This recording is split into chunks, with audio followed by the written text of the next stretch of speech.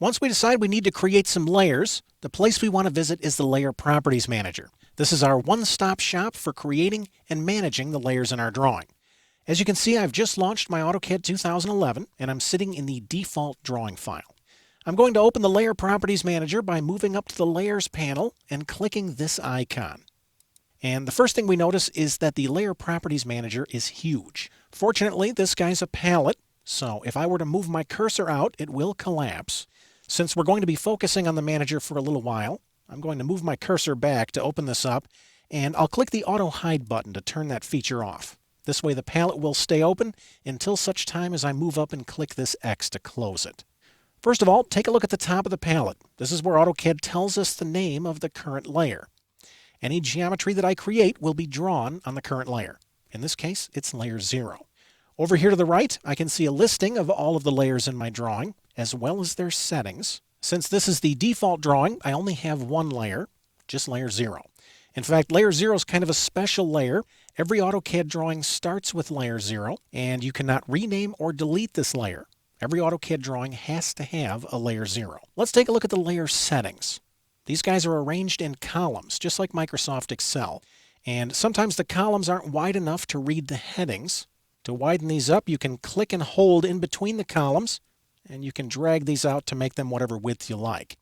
Better yet, if you right-click on a column heading, you can come down and select Maximize All Columns, such that you can read all of the header information. Now, this does make the columns take up more space, so you may have to come down here and click and hold on this slider and drag it to the left or right, such that you can see all of your settings. To change a layer setting, all you have to do is click on it. For instance, I'm going to click this first icon. This light bulb turns the layer on and off. If I click this, AutoCAD brings up a warning. It says, hey, you're turning the current layer off. Do you want to do that? In this case, yes, I do. So I'll click to accept this option.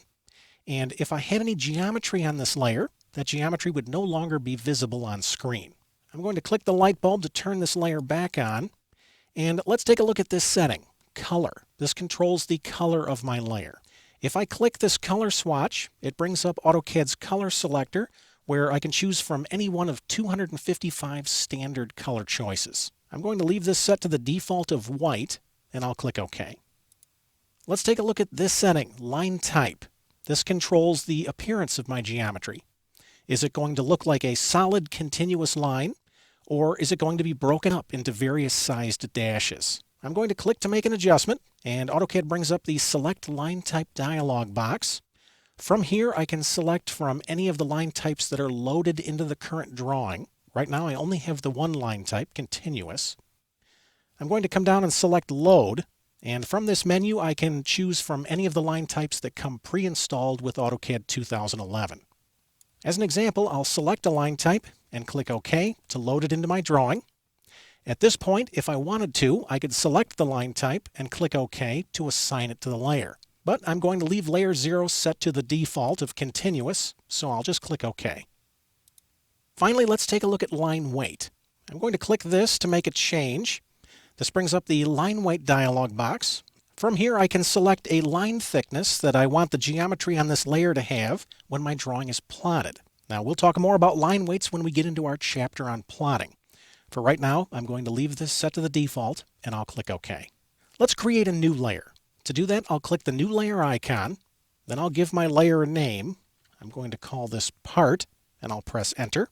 I'll come down and click the color swatch, and I'm going to make this layer yellow, and I'll click OK.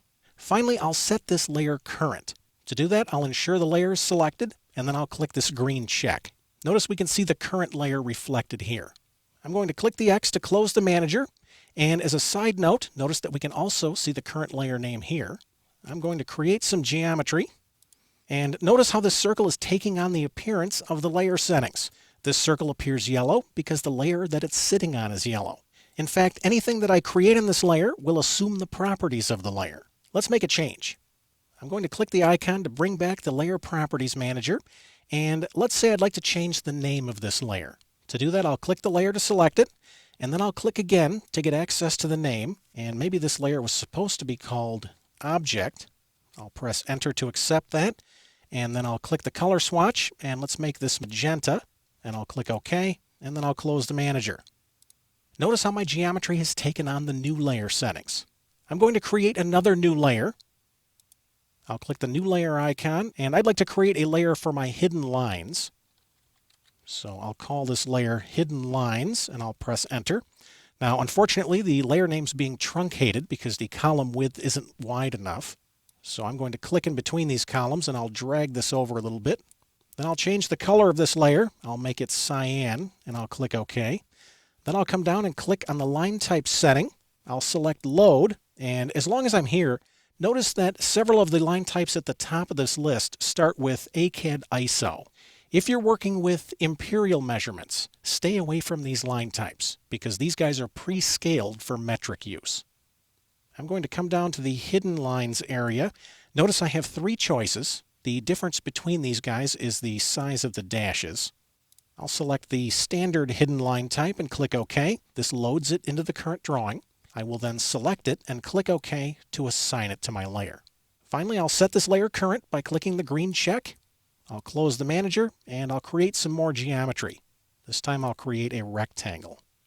And once again, since my rectangle was created on the hidden lines layer, it's taking on those properties. Let's set layer 0 current. Here's a shortcut. A really quick way we can set a layer current is by simply double clicking on the layer name. I'll close the manager, and now everything that I create is being drawn on layer 0. I'd like to do one more thing. I'm going to launch the erase command, and I'll select this geometry and right-click. Essentially, I've just erased everything on the object layer.